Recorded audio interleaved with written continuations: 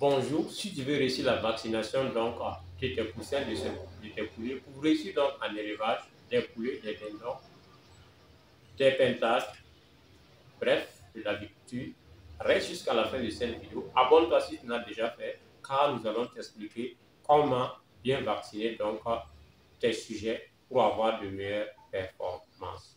Alors, dans les vidéos précédentes, donc, si vous n'avez pas eu à le voir, je vous invite à aller voir ce par là.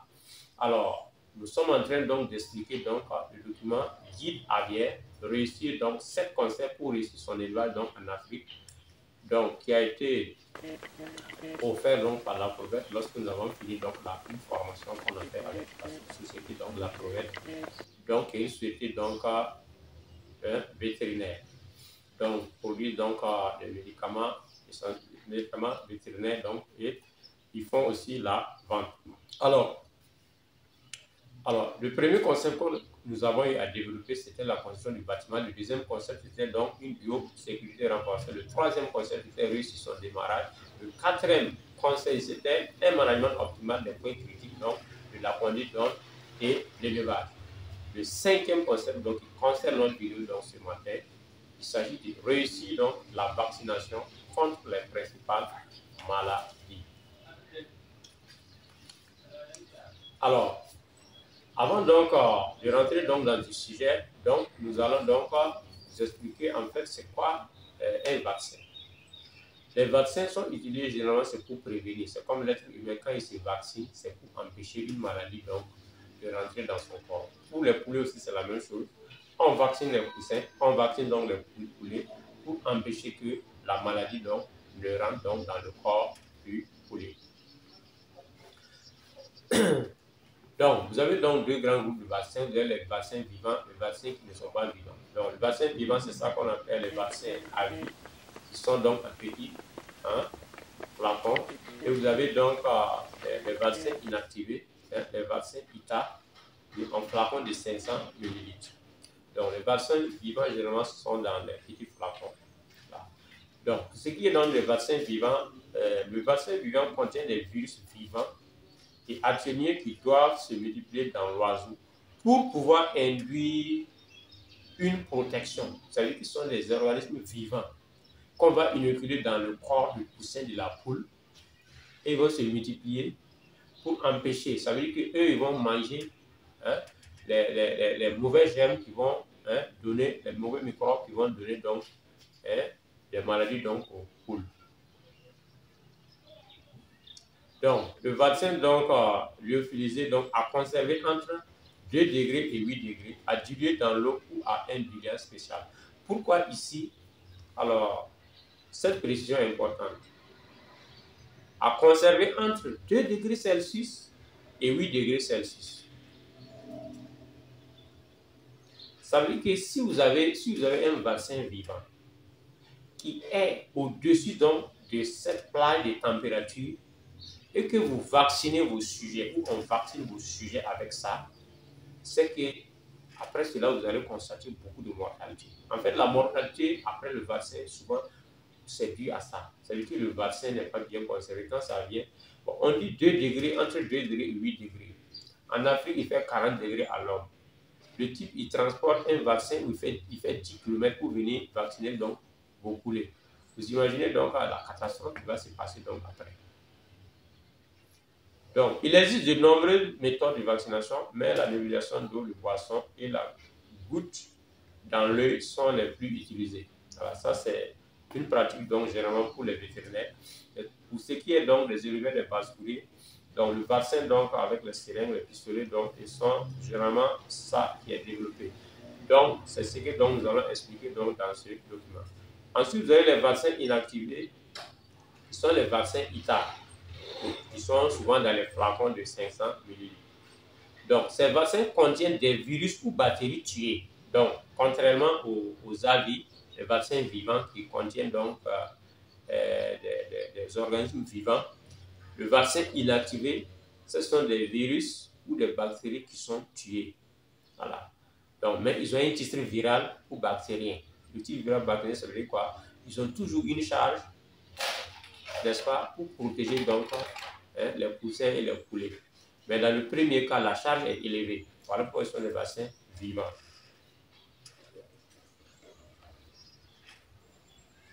Donc, ces vaccins, donc, on précise que ça se fait donc par injection. Voilà. Alors, les vaccins vivants provoquent une immunité principalement locale.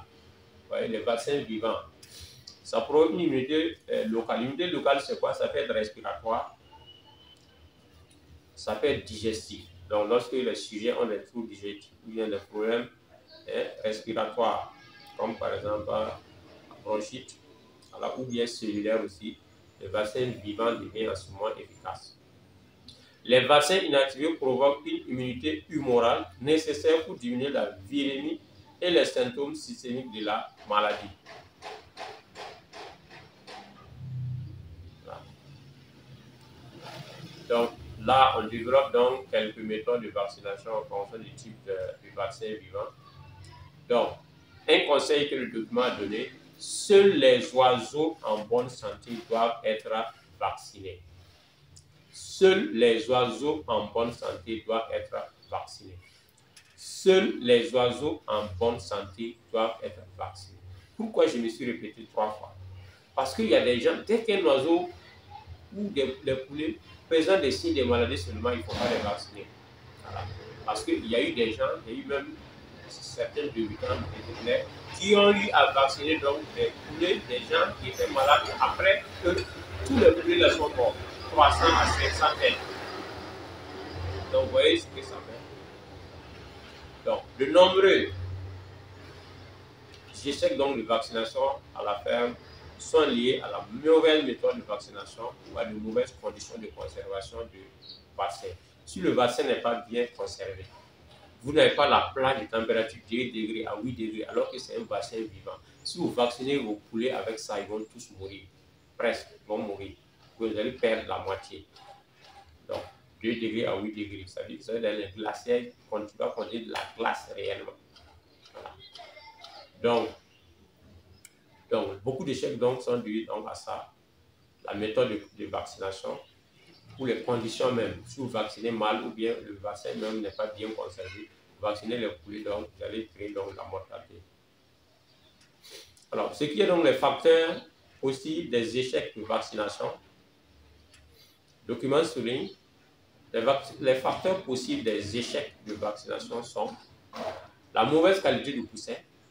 Donc, si vous avez des poussins de mauvaise qualité et vous avez de bons vaccins, le vaccin ne pourra pas agir sur les poussins parce que le poussin déjà il est de mauvaise qualité. Donc, le vaccin ne peut pas réparer ces poussins que vous avez. Donc, tâchez d'avoir des poussins de belle performance qui viennent des reproducteurs qui sont en bonne santé.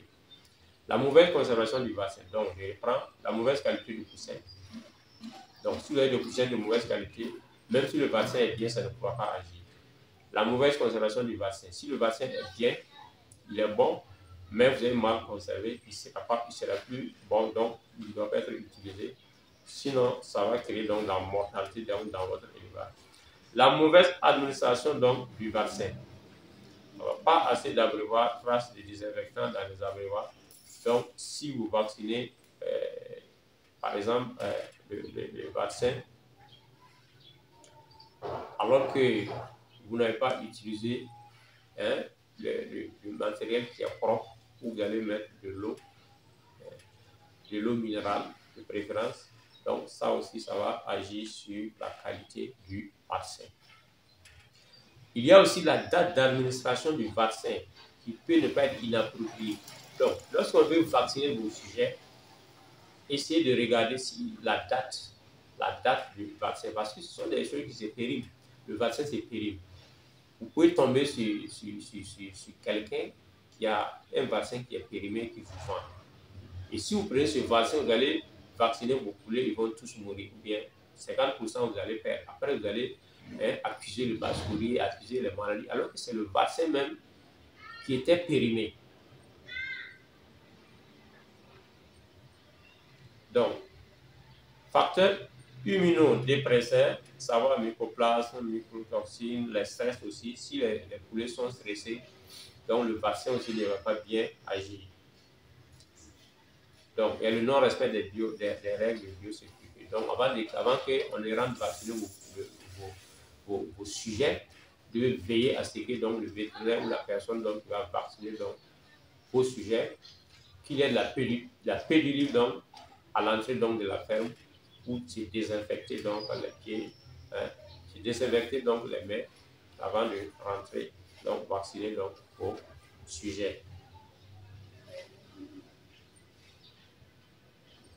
Alors, avant de vacciner vos sujets aussi, un conseil très important. Donc, il ne faut pas abreuver donc, les poulets avant la vaccination. Si vous donnez de l'eau aux poulets et qu'ils ont bu, après vous les vaccinez, après ils ne vont plus consommer, surtout si le vaccin est buvable. Donc, après cela, donc, le guide propose la préparation de la vaccination. Le vaccin vivant. Comment est-ce qu'on prépare un vaccin vivant? À cet effet, le guide propose 7 étapes. 7 étapes de préparation de la vaccination. Alors, donc, nous allons donc résumer ces 7 étapes. La première étape, acheter le vaccin chez le vétérinaire et le conserver dans une glacière entre 2 degrés Celsius et 8 degrés Celsius jusqu'à la ferme ou le placer au réfrigérateur jusqu'à la date de vaccination. Ça veut dire quoi? Si vous voulez vacciner donc vos poulets, vous avez acheté vos vaccins, vous avez commandé chez le vétérinaire. Le vétérinaire vient pour vacciner vos poulets. Regardez dans la glacière s'il n'y a pas de glace. Si la glace est fondue totalement et qu'il y a de l'eau dans la sec, c'est mal conservé. Voilà. Donc, 2 degrés et 8 degrés Celsius. Si vous n'avez pas vacciné le même jour, vous devez automatiquement, immédiatement, trouver un réfrigérateur pour mettre ces vaccins. Car ce vaccin-là, lorsque la température va dépasser les 8 degrés, ça ne sera plus des vaccins de bonne qualité. Étape numéro 2, vacciner très tôt le matin ou dans la soirée. Éviter des heures chaudes de la journée.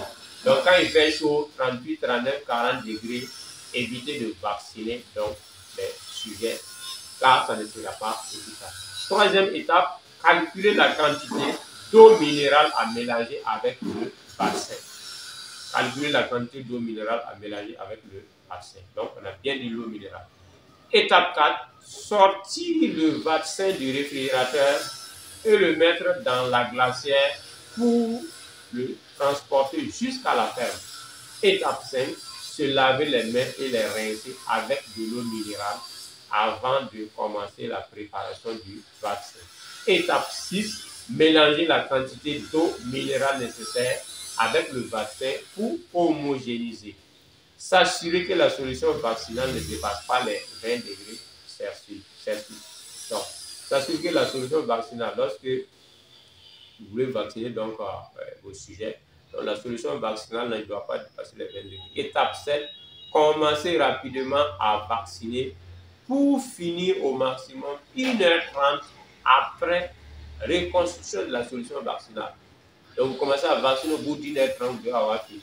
Si vous vaccinez, que vous avez dit, parce que le vaccin, là, c'est un vaccin qui est vivant. Donc, après 1h30, la conservation sera problématique. Donc, étant donné qu'au bout d'1h30, ils ne sont plus donc, dans leur environnement, température optimale, donc ils vont mourir et puis la vaccination sera inefficace. C'est la même chose quand il fait chaud. Quand il fait chaud, la température va baisser. Donc, la température va être élevée. Alors que le vaccin, il était autour de 2-8 degrés. Si vous traînez avant faites perdre du temps avant de vacciner vos sujets, le vaccin ne sera pas efficace. Donc, beaucoup de fois, la mortalité, donc, après donc, les vaccinations, est due à tous ces étapes qui ne sont pas respectées. Si vous respectez bien ces 7 étapes, après la vaccination, vous allez avoir donc vos poulets qui seront sains et vous allez avoir moins de mortalité. Donc, ensuite, il explique les méthodes individuelles. La vaccination individuelle, goutte dans l'œil, il y a le trempage au bec. Hein? Donc, est quantitativement meilleur que la vaccination de masse. Donc, vacciner individuellement meilleur que vacciner en masse.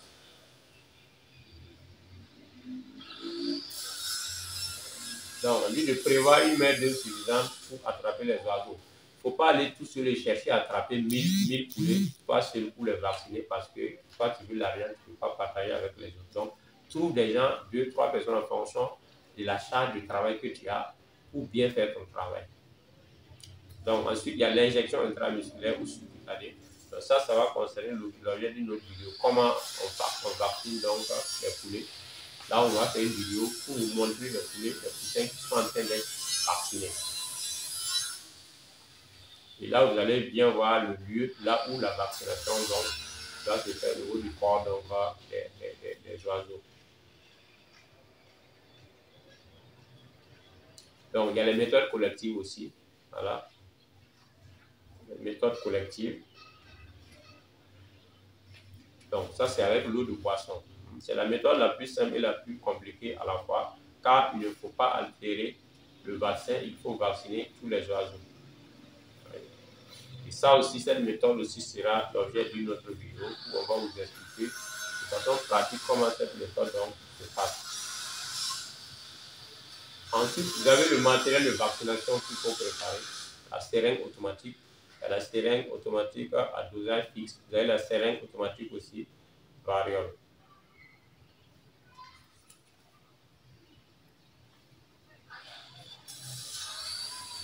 Donc,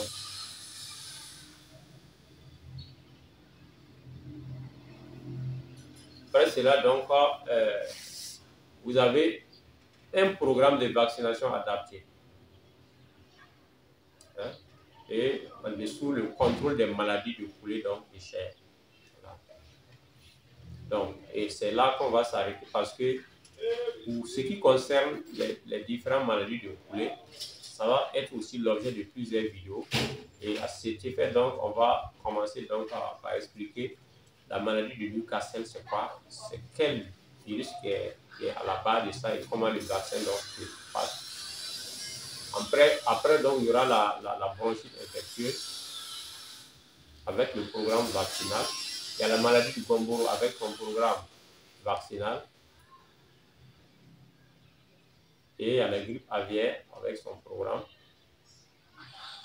Donc, pour les autres maladies, donc, le fondeur, la maladie du Marek, ça, on va développer aussi. Le syndrome de la chute des pontes. Hein, quand il y a la chute des pontes, le taux de ponte peut baisser drastiquement à cause d'un syndrome qu'on appelle EDS. Ensuite, vous avez le coryza infectieux.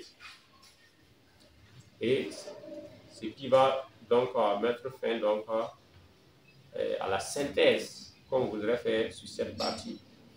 Hein, le 5e point qu'on vient de développer. Donc, les autres vidéos, il nous reste donc 2 points. Les 2 points restants, c'est le contrôle des autres maladies donc à forte incidence qui va concerner le point 6. Et le point 7, c'est s'assurer donc un suivi professionnel donc de l'élevage. Merci donc de nous suivre, de partager, de nous laisser un commentaire. C'est l'Afrique qui gagne. Seul, on va vite ensemble, on va le